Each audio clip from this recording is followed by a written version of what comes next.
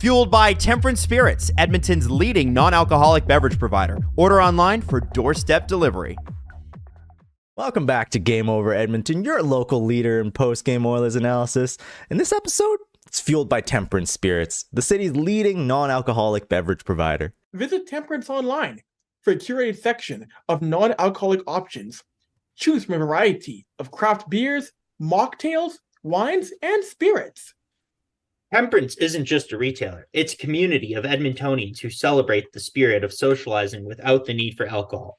And with Temperance Spirits online shop, ordering your favorite non-alcoholic bevvies right to your door is as easy as Connor scoring the winning goal. You can find our partners at Temperance online at www.temperance-spirits.com for delivery to your door, and use the code SDPN for 10% off your order at checkout. And give them a follow on Instagram and Facebook at Temperance Spirits. What's up? I'm Zach. It's Dennis. Thank God the Oilers won.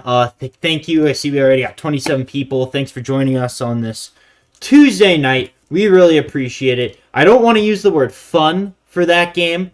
It was a lot of stuff. It was fun for about 54 minutes. But, yeah, we got a lot to talk about. Obviously, want to say what's up to MGD, MD Grin, Nico Swoosh, everyone in chat. If you're watching, go ahead, hit like. We really appreciate it. Help us out. We've been doing, the stream's just been crazy this year. It's been so much fun to do. But obviously, unlike the Oilers season, up until the last 3 games, other than that. But yeah, the Oilers win in a shootout, 5-4. Over the Las Vegas Golden Knights. It's in an unnecessarily stressful fashion. Dennis, what do you think about it? Man, I was so excited to proclaim that we're back. You know what? Vegas is struggling, but hey, right up until, like you said, the last 6 minutes or so, the Oilers dominated this game. They were so much more invested into the game against Vegas, but all of a sudden, it all went to shit, right? Yeah. In the span of just 3 minutes, it all went to shit. Literally. And now we're stuck in this weird zone, right? We're happy. It's a shootout W, okay, but it shouldn't have been this hard. The Oilers really made it harder on themselves for no reason. Well, I agree with you to a point, and this is where maybe I'm a homer, maybe I'm biased, whatever, but to be honest with you, I think for the 6 defensemen and the 12 forwards on the ice, this was the best, most complete effort of the season thus far. We said that against Washington, we said that against Anaheim, and now Vegas, obviously, I know they've been struggling, but they're a way better team. They're the team that eliminated Edmonton in the playoffs, right? This is the team. This is your measuring stick game. This is the team you match up against. This is the team you're thinking about a week out, right? They came into this game, and they didn't just play well. They dominated Vegas. They made little mistakes throughout, but for the most part, like in the first period, Vegas didn't get a high danger chance. Edmonton was far superior to Vegas. Edmonton had the same little gaffes that kind of cost them throughout the game that have been costing them all season appear late and whatever, and we can get into it, but I can tell you want to jump in. Like, is it insane for me to say some of the guys that we've been ragging on all season, including Adam No, Ernie, I will never admit. 6 minutes. No. Until the last 6 minutes, I was like, you know what? This is like his best game of the season. I'm going to give him credit. Worst Oiler of all time. Down the toilet. Yeah, Adam Ernie, I will stand by, worst Oiler of all time. I will say that shift did make me laugh a little bit, where he got the huge hit on Nicholas Hag. It goes all the way up the ice, ends up alone in on Thompson. You're lying if you thought he would score. I didn't even move.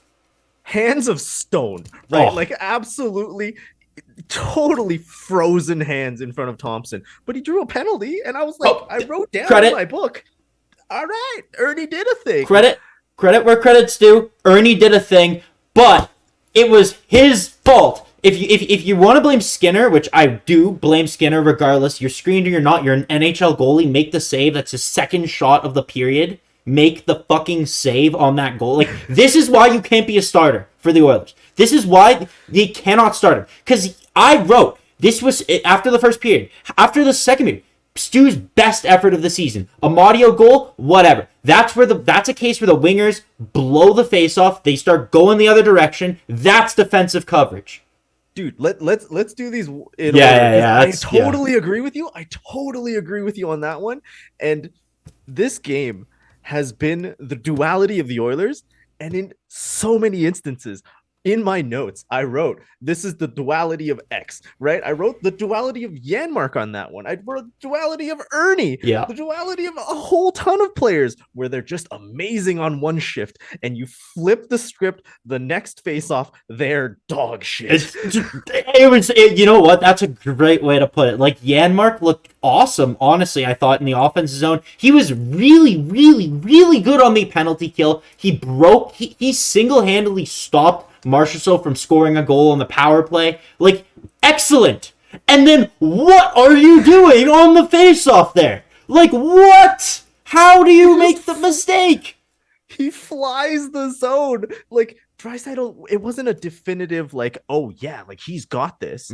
It was so early. I know. The moment the puck dropped, that man was gone. Janmark was like, my legs were pumping on the last shift. I'm going to keep them pumping. And he just totally missed Amadio alone. I know.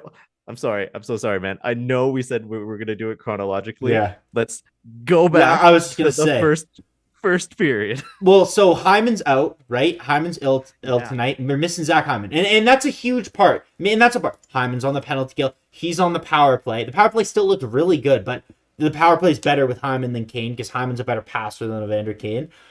He's the leading scorer on the team. Yeah, that's very true. I think Kane might have tied him tonight with 11 goals. But regardless, goals per game, Hyman is more efficient than Evander Kane. Regardless. Anyways, Hyman's out. Sam Gagner does come back in the lineup. He's still around. Knobloch didn't banish him or anything. He just wasn't playing him for whatever reason. And wouldn't you know, there was a choppy start to the game whatsoever. There was a couple penalties here or there. The Oilers were on the kill. Really good kills early on. Vegas 0 for 5 on the power play tonight. Obviously, penalty kill's been a huge positive since Chris Knobloch came over.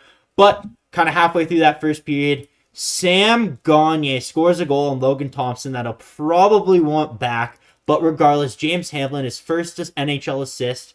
And it was just awesome to see. Who doesn't love watching Sam Gagner score? Watching him celebrate. Yeah, look at the celly too, right? Like he did the straight up fucking celly, and I wrote down early on in the first period. I'm like, you know what? The bottom six is looking strong. I admit I was wrong. I thought last game the way to go for this would be to start off just like any other game. I know it's Vegas. They took you out last time. They whacked Draisaitl on the wrists, like all of that emotion. I thought last game over, bottle all that in, just play like any other Oilers game, just keep it going.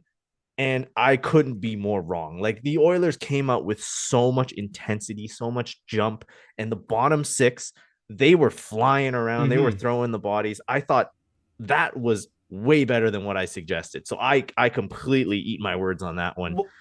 It capitalizes in this Gagner just kind of throwing it on the net, chaos in front, and it's a goal. Like they don't care whether, Thompson should have had that one, whether it was expected goals or not. If it goes in the net, that's awesome. Absolutely. Hamblin and Gagner drove that fourth line tonight. Those two together, they looked really good in the limited moments that they were out there. Fuck, you just got to get Adam Ernie off that line. Like if when Dylan Holloway's healthy, if you put Fogle down there or Derek Ryan or whatever, like I think that's got the makings of actually, if Derek Ryan's too slow, that would be a very slow combination of players. But and you saying that actually just triggered my memory. Ernie, he got off scot-free because he absolutely did not have a good start to the game. I just thought back in my memory bank. He took that high sticking penalty. Oh, yeah. Negated for us. Well, that was one of the most brain dead plays I've ever seen. How do you get a too many men in a delayed penalty situation? I understand. I guess Thompson didn't go to the bench right away and a Vegas player jumped on too fast, but like use your head. But even if Thompson was on the bench, like granted, he didn't skate at all towards the bench. Even if he did jump on, it was like 7 players still. Yeah. Like Vegas had you're right, brain dead penalty on that one. But I laughed. I laughed. That was Ernie being atrocious. Yeah, like exactly. Pietrangelo did snap his head back, a little bit, 3 seconds after the stick kind of touched him or whatever. But regardless, again, a penalty's a penalty. What the refs are going to be a talking point at some point tonight, and it started early on. When you play Vegas, I don't understand why. I don't understand how, but it always feels like they always get the benefit of the doubt. They were chasing the game for 90% of the game. The Oilers had a puck for 66% of that game. They was on an Oilers stick. The Vegas wasn't touching it. They weren't generating anything. And somehow the power plays were like 5-2 for Vegas at one point. It doesn't even make sense. Every time Vegas, you think they take a call, you look around, no hand in the air. It starts early on. Braden McNabb completely interferes with Ryan Nugent-Hopkins. Like, blatant as it gets. Okay, you don't call that, whatever. That's the standard. I might have been on the same shift. Darnell Nurse gets a penalty for interference. Is it interference? Exactly. Yes, but call the other thing. On the other side of the ice, you just left it. So why is Nurse getting the penalty on this side of the ice? Like consistency, right? Mm-hmm. Like so many times in broadcasts and what the players mention, if the refs are just consistent, no one will complain. Yeah. Like call a penalty, no matter who's doing it, no matter what team is doing it. And that Nurse penalty was followed up by a Bouchard penalty. Yeah, for tripping. Like it's a trip. Yeah, it's one of those ticky-tack. Okay, if you call that later in the game when Ryan McLeod gets tripped, call that. When Connor McDavid's stick's ripped out of his hands with 4 minutes left in the game, call that. But okay, whatever. The refs just didn't. It was kind of, that's the uphill battle you have to fight when you play a team like Vegas or LA. That's the two teams it's very prevalent to me. Golden child. But yeah, it felt like Vegas was really fighting the puck that period. It almost felt like the Oilers could have capitalized more on their opportunities and gotten up a little bit earlier by more goals. Because Vegas, it just seemed like there were giveaways constantly. It was ending up on an Oilers stick and they were falling down, they were flubbing it. It felt like early on the Oilers defense was kind of struggling with the breakout pass. But the Oilers had opportunities and they didn't necessarily capitalize to me. It felt like Thompson kind of reminded me of Stuart Skinner early on last game, where he looked really shaky, like he was dropping pucks and letting in squeakers, but he wasn't necessarily actually letting in a ton of goals. He kind of got bailed out a few times by Vegas, and obviously Vegas kind of kept it close throughout the game. But yeah, it was a little bit of a weird period. But when Stu did need to make a save, there were a number of decent glove saves, I want to say. But again, in the first period, Vegas didn't generate a high danger chance. I just want to check here what the chances ended up being at the end of the game. Yeah, Vegas only had 5 all game. Like that was probably the Oilers' best defensive effort of the season, I think. Yeah, I noted really early on that the Oilers seemed to be able to get a stick on a lot of the passes that Vegas was using to enter the zone or exit their own zone. I thought that was amazing to see. Like the Oilers in the first period were great. And there was that shorthanded chance from Fogle and McLeod and Fogle. Yeah, that was great. There were so many great plays that just didn't end up capitalizing for the Oilers. But the lucky one that went in, that's fine. Like you got a couple of bounces, you got a couple of squeakers. That's hockey, right? And Gagne is a great player. He comes in after a long hiatus with no notice, right? Because Hyman was scratched this morning, they said. It was like right before they went out. It was like less than an hour before the game. No notice at all. So you love to see that, like Gagne staying ready and just with that shooter's mentality, just get it on the net. And recognize that, you know what, you have an opportunity with a couple bodies in front of Logan Thompson, who wasn't spectacular, like you said. Yeah, and then kind of going out to the second, you kind of get into that more back and forth that Edmonton and Vegas had, right? Like Mark Stone, right at the beginning of the period, tips it on. Bouchard was chasing Eichel up to the blue line. Not saying it's the wrong play by Bouchard, it's just what happened. And Ekholm was battling with Stone in front, and he did a decent job tying him up. That to me is a bad bounce. That again, when you're limiting chances to the point that you're an NHL goalie, make a save. I get that it's a tip. I get that it changes directions. All 75 guys who have started an NHL game make those saves better than Stuart Skinner, because Stuart Skinner still, or at least up until yesterday, was 75 out of 75 in goals saved above expected. Quite literally the worst goalie in the NHL. Again, Money Puck has the Oilers all situations at 4.98 expected goals to Vegas having 1.82. Stuart Skinner should have made more saves. Again, it's a consistent theme. This is the only difference between this game and the games 10 games ago, where the Oilers, the pucks just weren't going in for them. On the offensive end, they were getting so unlucky, but they aren't generating much more in terms of chances than they were 10 games ago. They're literally just the puck luck has turned. That's the only difference. However, the goaltending itself has stayed the same. Again, your goalie is an 858 tonight. Not good enough. Not good enough. Yeah, I could get into the Spencer Martin rumors after. You know what? Before, as we continue on, you know what happened in the first intermission at the game? I'm talking about something at the game. I don't know exactly what happened. I don't know exactly what you're talking about, but I don't know what the context of. But the Tony Brar introduced Ken Holland on the Jumbotron, and the arena just poured down in boos on Ken Holland, which you'll love to see it. You'll love to see it. That's the thing. If you're Ken Holland, man, this last year is so hard to ride out, right? At this point, do you ask him, can I not show up? Can I just stay home? This is clearly he's not in charge anymore. And Oil Country, he also just sucks. He just sucks. He can't create a team in the cap era. He's done. He's washed. His career is over here. He's messed up 2 teams.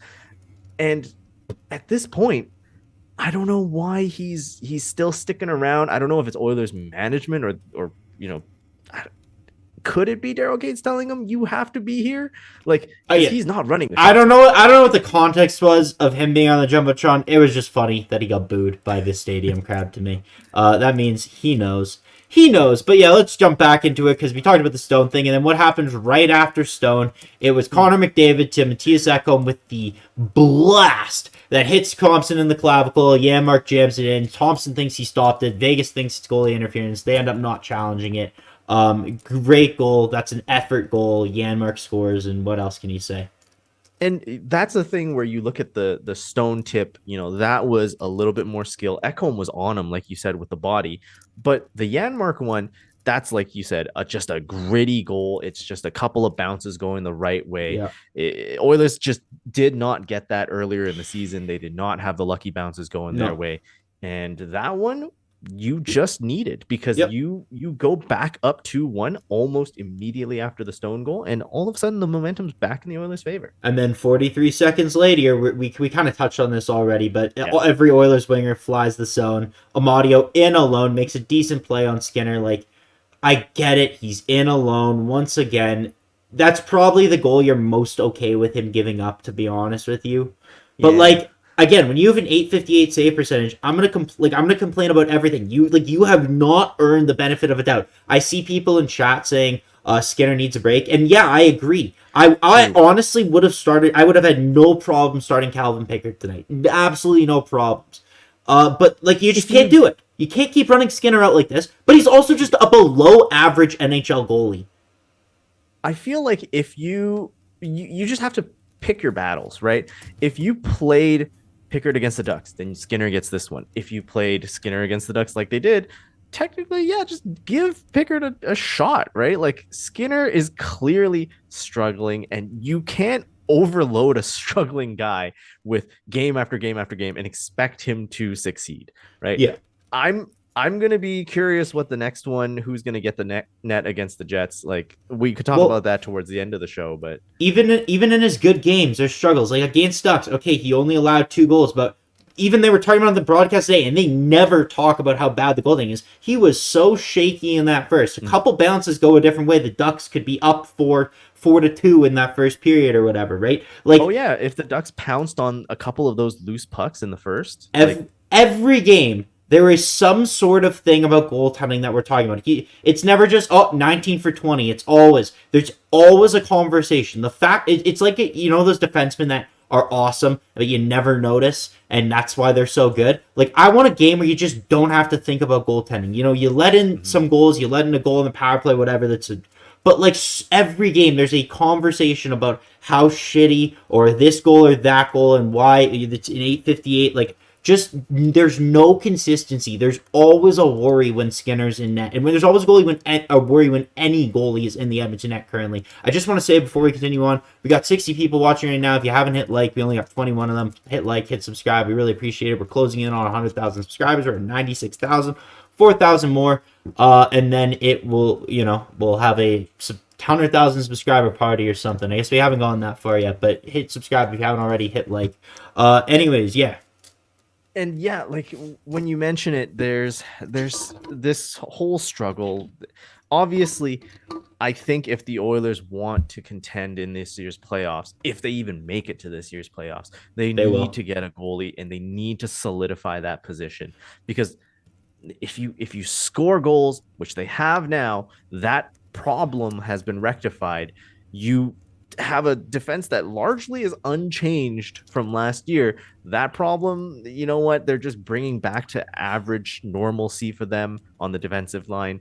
It's the goaltending. Exactly. The goaltending has been so bad this year that if you fix that problem, it should be smooth enough sailing, right? And tonight I want to say, like, I think the defense was excellent. This is a hockey game, right? Like, mistakes happen in hockey. You're going to give stuff up. The Oilers gave up as little as possible against the defending Stanley Cup champions. Like, they played excellent. It should not have gone to overtime at all. They got scored on by Keaton Kolazar, Michael Amadio, Ben Hutton. Like, they should not. And I guess Michael Amadio now is one of the better players on that team. But regardless, like, it should not have gone to overtime. They did not have those defensive lapses besides the one on the Amadio goal, I guess. Yeah. But again, that does happen to every team. We just see it from an Oilers perspective because that's how we're watching the game, right? But like, one a game of those, other teams, their goalies stop them, 50% of the time, 70% of the time. I mean, you bring up a great point. Teams will make defensive mistakes, and oh my goodness, did Vegas make a horrific defensive mistake on the next goal when they were 4-on-4 and just forgot about the best player in the world. Oh. They all charged up ice and just left Connor McDavid there for a breakout pass. And it was a beautiful goal, like a move on Thompson. Another 3 points tonight. He's so back. 12 points in his last 3 games. He climbs up, I think, to 7th now in NHL scoring. When do you think he'll be in first by Christmas? Oh, for sure. Like, look at the timeline. Look at how horrible his start has been. And just in half of the month of November, McDavid is getting closer and closer to the top of the NHL. There was a funny thing I saw on Twitter. Someone tweeted, a Flames fan tweeted that Connor McDavid was on pace to break Jonathan Huberdeau's single season point drop-off record, and he's just hoping and praying on his downfall. And then someone quote tweeted him and said, McDavid would be just in the last 5 games, McDavid would lead the Flames in scoring, which made me laugh because that is very, very funny. Yeah, Connor McDavid with his last 5 games lead the Calgary Flames in scoring. That is hilarious. But yeah, I think McDavid was exhausted. He was gassed. He was going to go for a change. Obviously, the transition opportunity came. And you could just see after he scored how gassed he looked. He wasn't necessarily moving on the breakaway that fast. But all 4 Knights were just going in the opposite direction and completely left him all alone. He had so much time to make that move. And obviously, you give Connor McDavid that time, he's going to make those moves. He's going to score on you. And, what else can you say? But beyond that... And the whole reason why they were 4-on-4, right, is Evander Kane takes a penalty while they're on the power play, and it's just another one of those, yes, but come on. Like, again, Edmonton's dominating the game. How are they in the penalty deficit? Like, think about it. Vegas was taking penalties too. They weren't calling them. Well, like Carrier took the Interference hold. Yeah, it was a hold. It was a hold on Bouchard.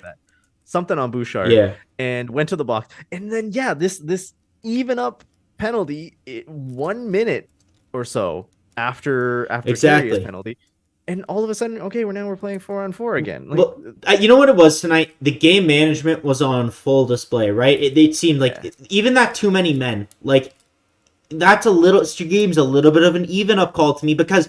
They what did they not call there? There was something that happened. Oh, Pietrangelo after the eye stick speared Ernie in the nuts. Yeah. And like, okay, they didn't call that as the makeup call, then they call that. Like, it felt makeup call-y tonight. It felt game managing tonight. It felt like, okay, the Oilers power play has gotten back and we don't want to put the Oilers on the power because they were snapping around. They didn't score that much on the power play, but they looked good. There were a lot of close misses tonight. The special teams have been excellent for the last, 6 games or whatever. Yeah, like you mentioned, the power play has been recovering, and it's been pretty good in the last couple of games. And the penalty kill has been fantastic the last couple of games.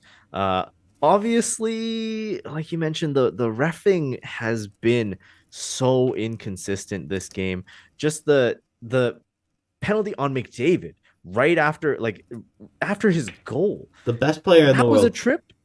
Yeah, you just called that a trip on Connor McDavid, and it could have gone the other way, right? Like it could have been one where Stone actually scored, and this game from that point on flips because now it's 3-3 again, right? Stone had the wide open net and just shot it wide. There were a couple times it wasn't Skinner making the save. It was just Vegas biffing their shot. And that's gonna happen in a game. Like you will get bounces like that. You need that type of luck to succeed.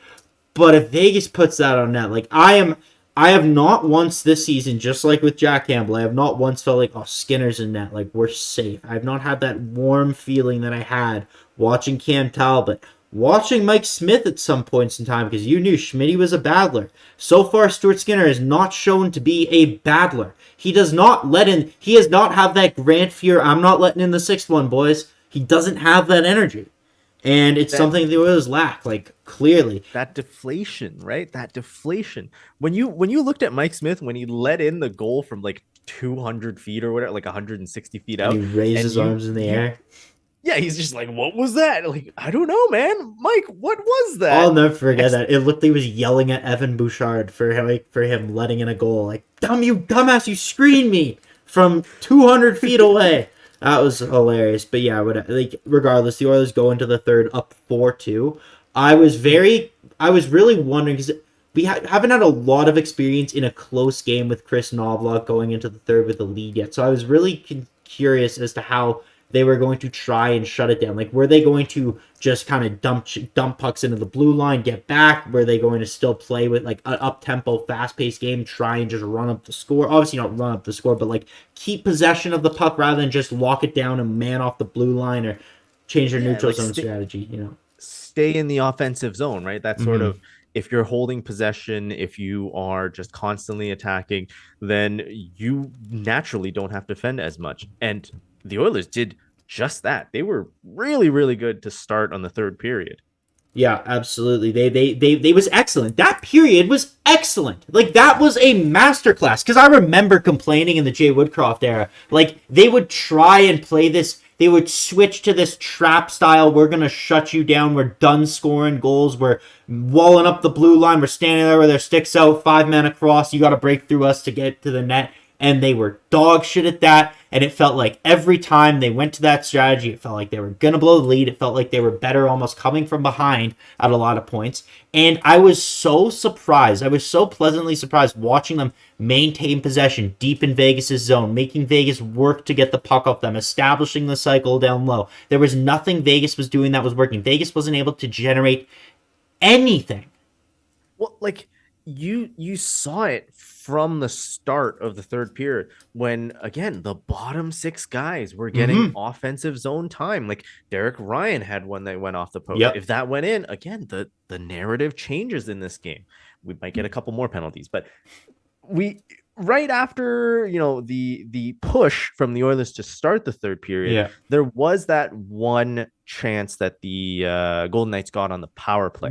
Was that the one where Kane? There was a chance that came even though, sorry to cut you off, but like in that play, there were plays where Vegas was getting chances, but Vegas was icing the puck. It felt like they iced the puck 5 times early. Like they were under pressure from Edmonton. There was a chance. Vegas had a chance early. Evander Kane, huge block. Then Connor Brown and Ryan McLeod go down and get a 2-on-1, right? Like it felt like Vegas wasn't getting anything, and when they did, it was biting them in the ass. Like they weren't able to generate. And they were whiffing pucks, they were icing pucks, like there were passes that were intercepted. That third period, again, up until the very end of it, was so good. A masterclass, like you said. That was when the Ernie the legendary Ernie shift, the stuff of legend, the stuff you hear about that you think is fake. It's up there with Bigfoot. It's up there with, I don't know, Chupacabra. You hear about it, but we actually have photo evidence that Adam Ernie had a NHL shift where he made an impact. He drew. Can you believe it? He threw a hit. He got a grade A chance and drew a penalty all in one shift. And then after that, the natural order of things took over, and he was probably the most responsible skater for a goal against, because you cannot have the good without the bad, and Adam Ernie is a lot of bad. That goal against was a bad one too, right? Like if you had a turning point in the game, that was the one. Like Vegas got in. They were back in the hunt because of that Hutton goal. Yeah, Skinner and Ernie. Well, I don't even want Ernie. Whatever. Skinner handed the momentum to the Vegas Golden Knights. I wrote both times, first and second. Excellent Stu period. Best of the season. A+. You can only stop the shots that the Oilers give up, and he was stopping everything. Like as much as I felt that he could. I felt it was very reasonable, the stops that he had made. The second you get into the third, he just, I don't know if it's just the lack of pucks, the standing around, he lost focus, I don't know what it was. But again, you're in the NHL. There's going to be periods like that, especially when you're on a good team. Well, what should be a good team. You hand the momentum back to Vegas. And then that 6 minutes happens. The Oilers start chasing the next 2 shifts, right? Finally, because Vegas has been fighting the puck all night, the Oilers do get the puck back. They start establishing a cycle. They get it in their own zone. They blatantly trip Ryan McLeod. Blatantly. Yep. I haven't had many moments this year where I've jumped off the couch screaming, that's a trip, because the Oilers have sucked. And there has not been one game where the refs have made an impact on this year thus far. Last year, I remember there were more, kind of as we got later on in the year. This is the first game where I felt the refs game managed me sticky fingerprints all over the final result. All over.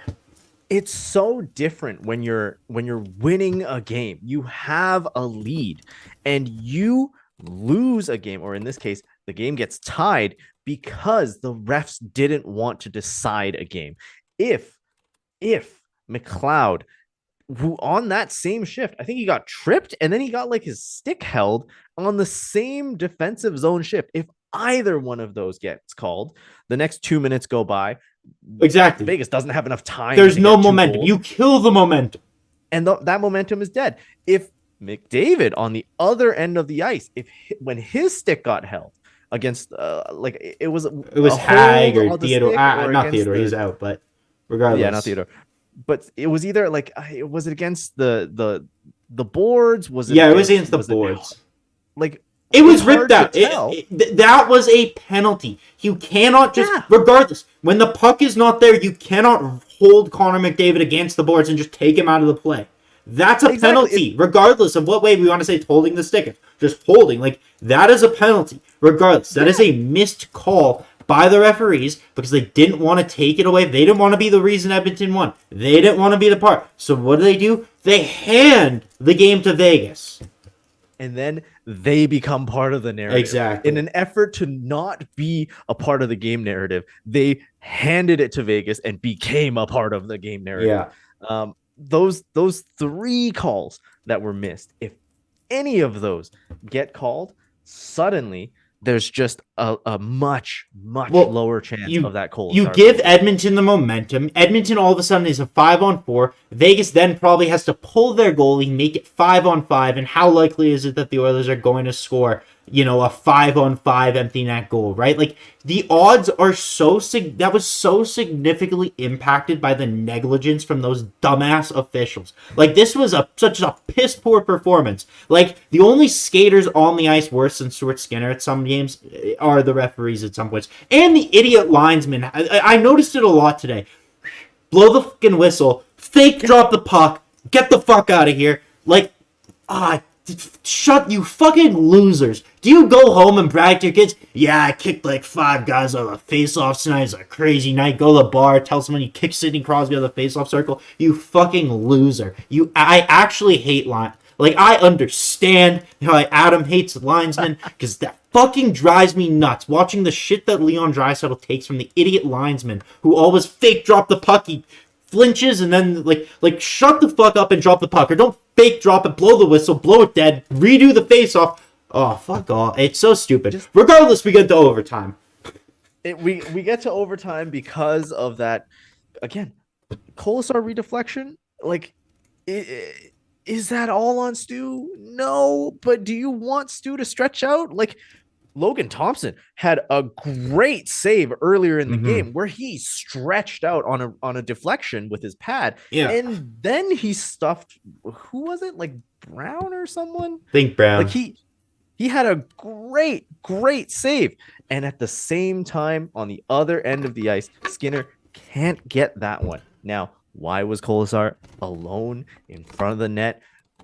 We can blame the defense on a little bit, but you needed just a little bit more from Skinner, or a little bit more from the defense, or a little bit less from the refs, and anything would have changed. Any of those changes would have resulted in the Oilers just winning this game clean. Yeah, I like what Makinator says. I like the hearing the crowd chant, "Ref, you suck." Now, I guess because the refs have giant egos, it probably pisses them off a bit, and then you get less calls. But you know what? I'm willing to deal with that. And it's funny. This is probably the first game this year that I can remember a "Ref, you suck" chant, right? Like, again, I don't feel like they've really impacted the game one way or another thus far this season. When you're down like 2 or 3 goals, you're exactly. Exactly. That's pretty much it. And then Wise Kyle says Dennis is dressed like a ref, which made me laugh. Poor choice of attire for this one. Yeah, it made me laugh. But regardless, even though the Oilers definitely didn't deserve to go to overtime again, they won. They were like, they dominated in every facet of the game. Regardless, we go to overtime, and it's one of my biggest pet peeves in the NHL. It was interesting Nobla didn't start with the Ekholm-Bouchard combo. That worked. I wonder why he went away from it. I wonder if someone asked him about that in the post-game press conference. It'd be interesting to hear what he said. But he decides to go to McDavid and Draisaitl. William Karlsson, great face-off guy. Just my biggest pet peeve in the world. You puck-ragging, like, I'm unprofessional of me, but puck-ragging scumbags. Like, honestly, play hockey. If Vegas goes down and scores, by all means, whatever, Edmonton blew it, good on you. But to sit there and just circle and drop the puck back and skate around for 2.5 minutes because you're afraid of making a mistake, like, there's no integrity there. That you take away what makes hockey hockey. This is just loser ball. Like, that is genuinely a loser strategy. Grow up. You already have the 1 point, right? This is already a situation where in a 2-point night, somehow you've made 3 points appear, which is already dog.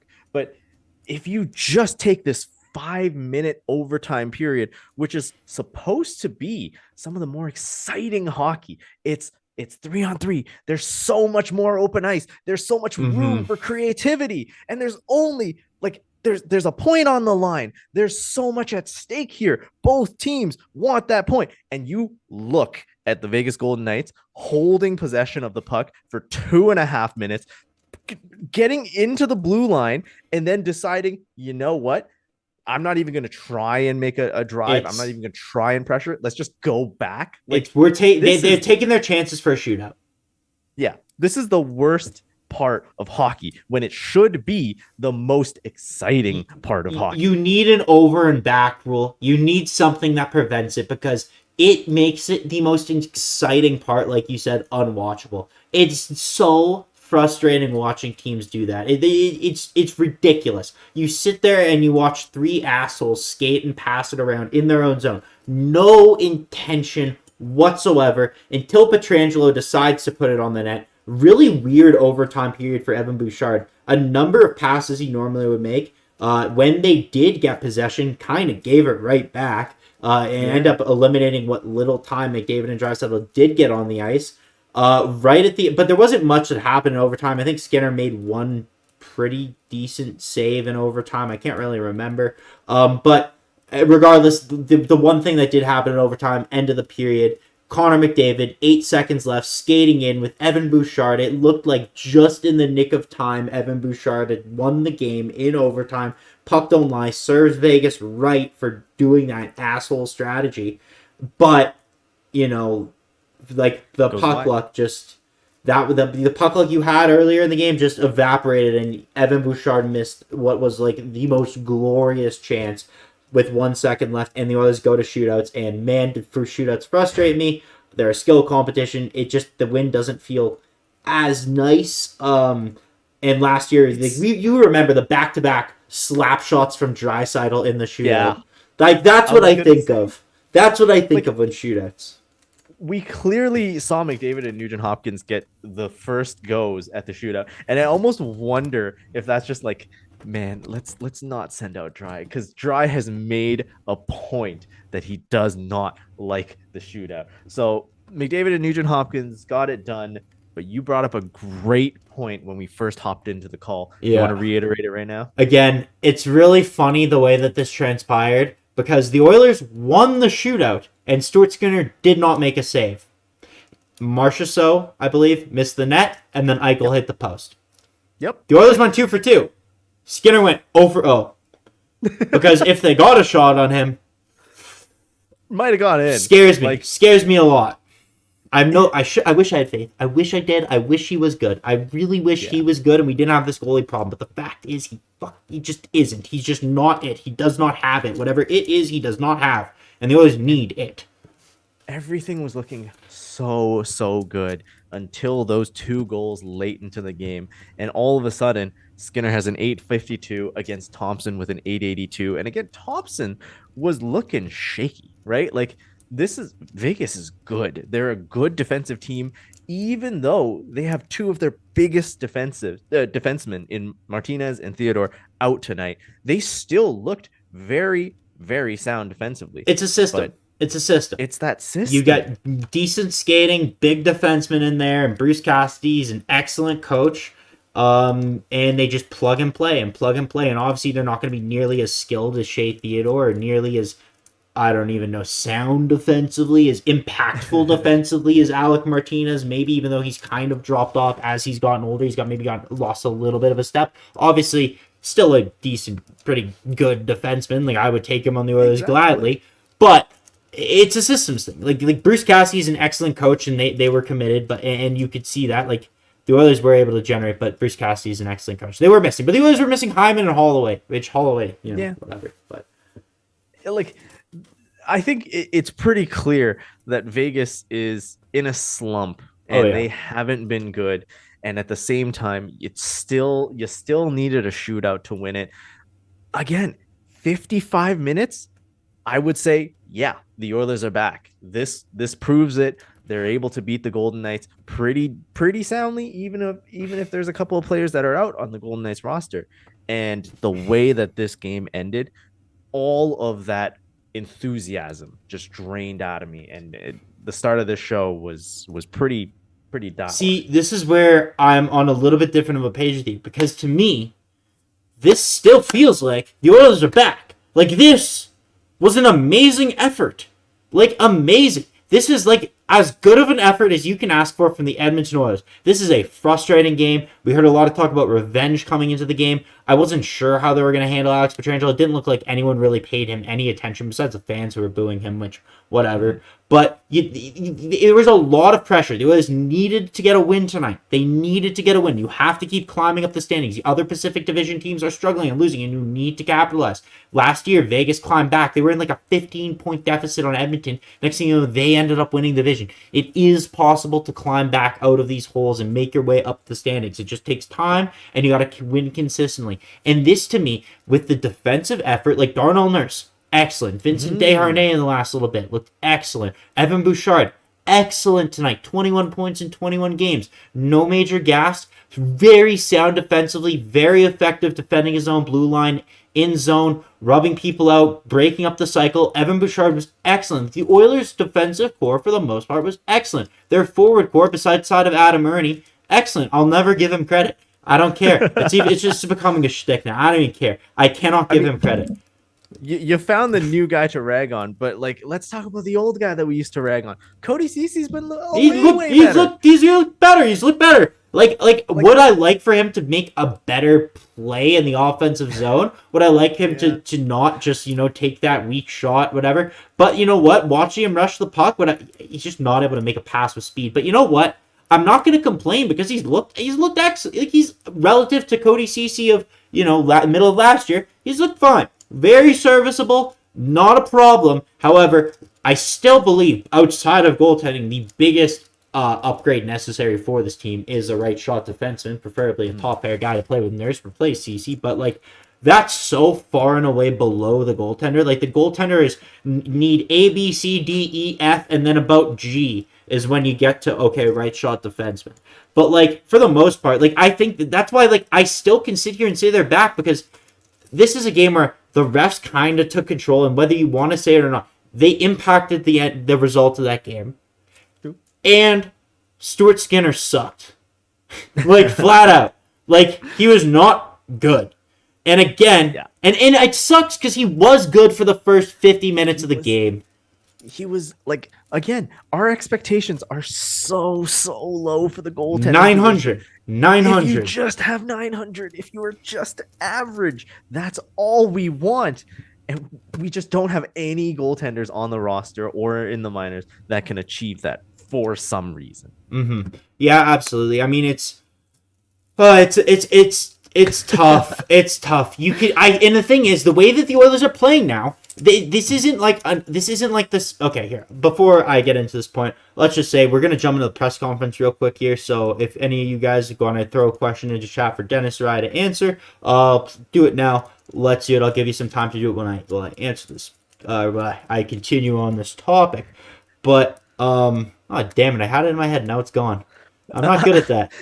You were mentioning about the. Oh my god! Yeah, it just left my brain too. I know. We're not good. Not good at that. Not seasoned veterans here. We're like Dylan Holloway and James Hamlin. The passion is there. The passion is there. The passion is there. The execution is not. Regardless, they need to get a new goalie. I'm gonna watch it back probably, and I'll be furious that I didn't say whatever I meant to say because it felt really important in my head, but. Obviously not. I saw. Way to ruin the flow there, Zach. Good job. Jeez. Oh man. Hey, let's keep it rolling. Let's get into the presser. It's been a good night in the end. The Edmonton Oilers win 5-4 over the Vegas Golden Knights in a shootout. Let's get into a presser question. The first one that I actually want to talk about is one that's kind of been on the back burner because we've had so many issues, so many other talking points. I think in the Noblaw regime now, we have solidified our 6D. Like, Broberg is no longer being considered a part of this core going forward unless someone gets injured. So what do you do now with Philip Broberg? Goodbye. Get ready to learn. I hope get ready to learn Chinese, like ni hao, like Bye. You're not. There's no value in Philip Broberg anymore. You've passed your window to trade him. Your window to trade him was 2 years ago, and they kept sitting on that and hoping. And we're smarter than everyone. Philip Broberg's gonna be better than Jacob Chikrin. Mark my words. What? Look at this. Nope. Here's the thing. Right? If you were able to package him in a deal to get a goaltender, I don't think anyone in oil country would consider that untouchable anymore. Like, even if it's just a slight increase in goaltender, people would be packaging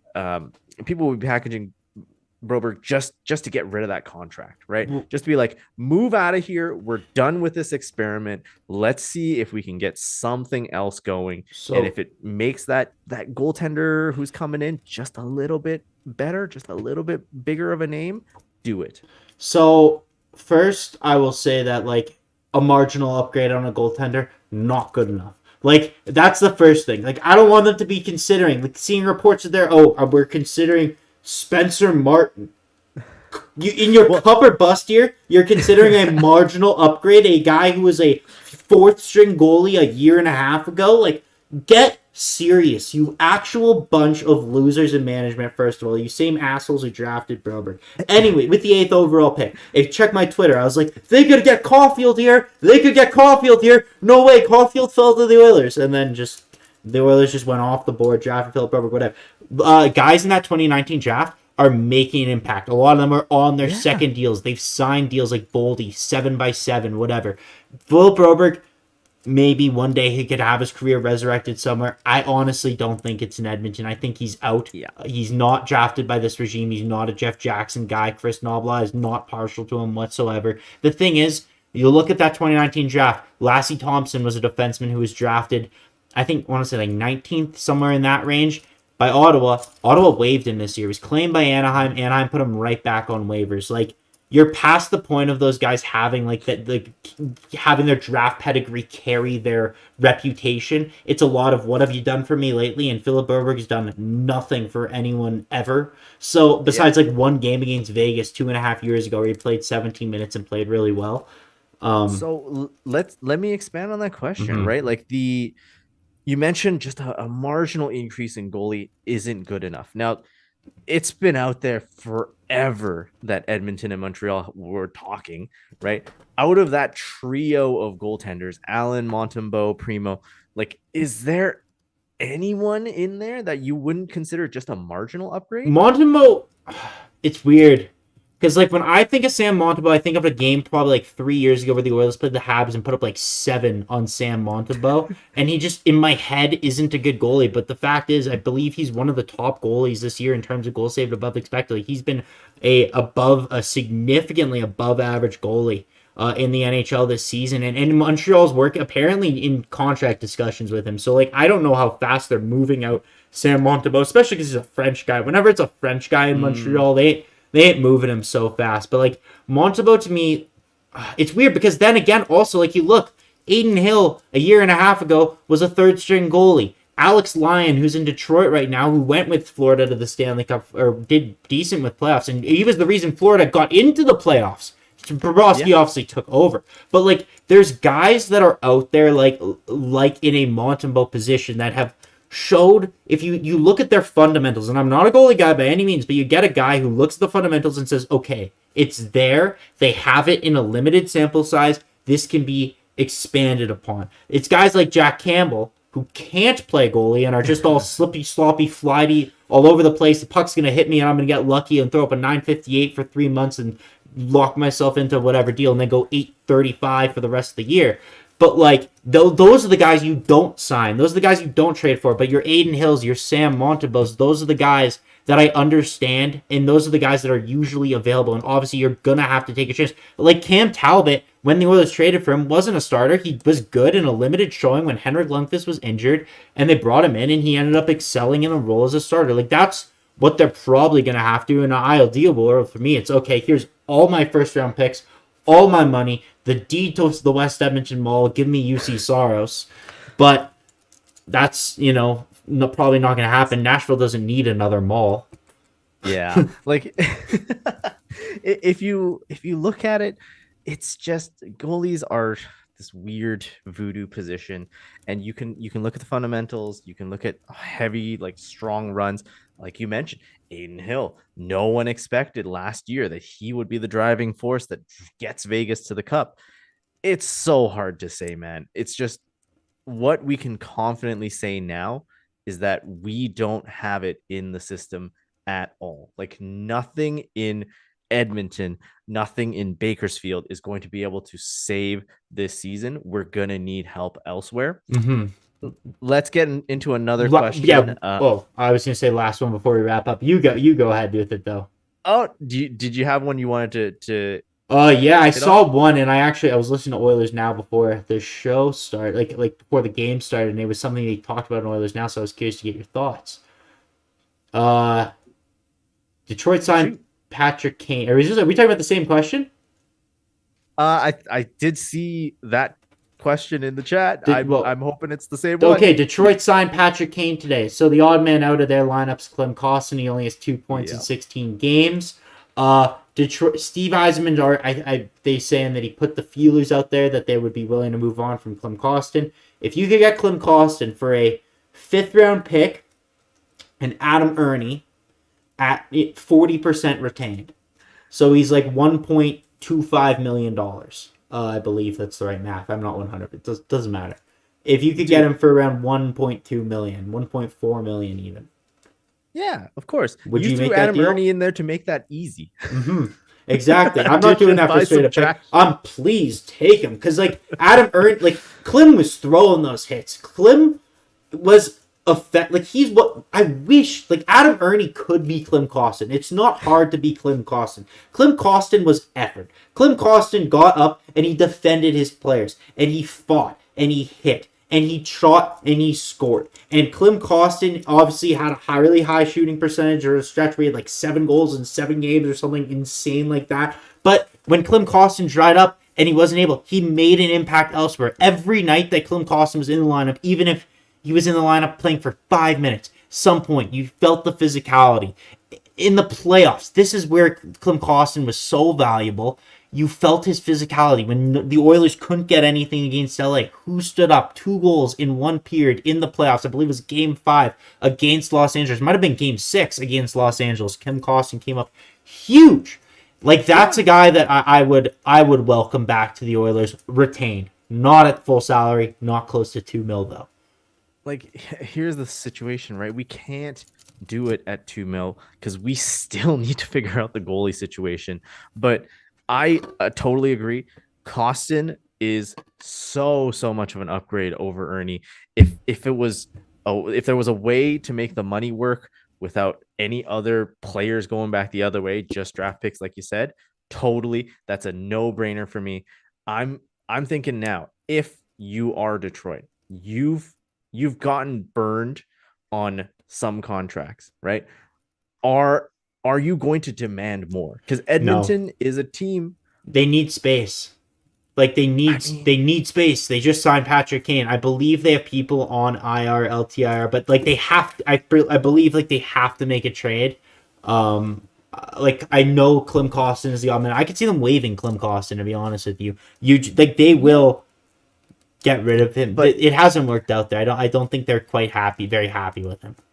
At a $2 million pickup, like no one's gonna pick up a waiver. So you're right. Like if they asked for like a guy like Tulio, right? If they asked for a guy like they would not ask for that. I would not do that for Clem Costin. It's gonna be a late. Like I listened to Brian Lawton on Oilers Now. He said it probably wouldn't even be a 4th round pick for them to trade him and retain $600,000. So I don't think it would be that much, and I would take him back, especially if I could get Ernie as the contract going the other way. I agree. I would take him back for sure. Again, like the only things that I'm thinking, if I'm Detroit, like there's 2 years on Costin's contract, if I remember correctly. It wasn't 1, it was 2 years, right? Yeah, it's 2 years, $2 million. So like if I'm holding like that's gonna come at a little bit more of a premium. Again, the Oilers are a team that's having some issues right now, so why not try to rip them off if I'm Detroit? Yeah, but I mean at the end of the day, I feel like Clem's not that valuable of a player around the league. I think we are more attached to him than probably any other fan base would be, even like remotely, like not St. Louis, not even close. I don't think anyone really values him. Again, 2 points in 16 games at a $2 million cap hit. I think Detroit would have to pay to get him off the books. So if Edmonton is willing to take him back, I think they would happily do it. Because Edmonton at this offseason would have had to pay to get rid of Warren Fogle, right? And Warren Fogle is a pretty effective third-line player in spurts. And this year he's been excellent, I think, obviously on and off. All of a sudden. Yeah, like he's been more physical, whatever. But I think you could get Klim pretty cheap. I don't think you really have to pay anything if you wanted him back, and that's the route that you went. Because again, the others also don't have much cap space. And Detroit, with this addition of Kane, will probably have to make another one. Anyways, we've been going for over an hour at this point. So let's wrap it up here. Let's call it a night. It was a great show. Yeah. I think, you know what? The next one is going to be another test too, right? We've gone into this game saying, all right, Vegas is coming to town. Again, such a crazy playoff series.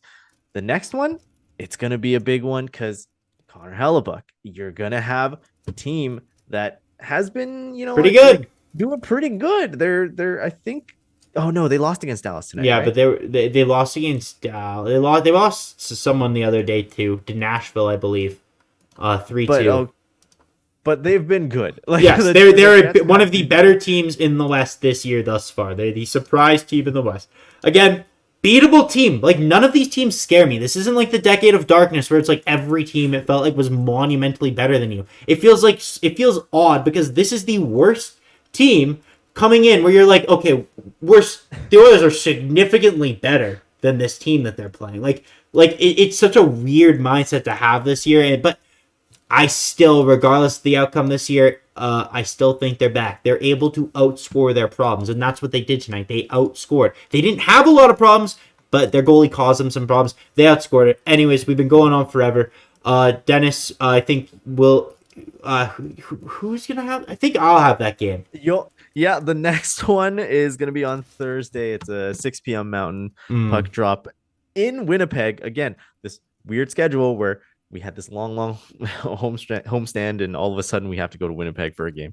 But the fun thing is, because you're going to Winnipeg, Brady is going to be joining you, Zach. So tune into the next one. It's going to be a fun crossover episode of Game Over. That's it for us tonight. Zach, where can they find you? You can find me at ZMill97 on Twitter. Dennis, where can they find you? At Dennis Lee YEG. That's it for us tonight. Thank you so much, guys. Yeah, take care. Let's play La Bamba, baby. Play La Bamba, baby. Game!